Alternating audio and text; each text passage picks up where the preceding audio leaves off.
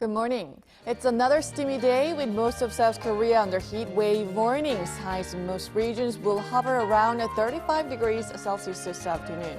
So we'll need to find a cool and air-conditioned place this afternoon. It's going to be as hot or even hotter than yesterday. And there is a chance of sporadic rain in western parts of the country, so be sure to have an umbrella handy. Then from this evening, eastern regions will see heavy rain clouds moving into the country due to the indirect effect of Typhoon Krosa.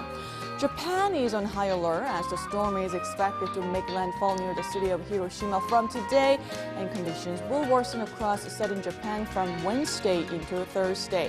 So Korea's easternmost islands of Dokdo and Ullengdo and the east coast will see heavy showers into Thursday evening, and the weather agency could even issue typhoon advisory for the east coast.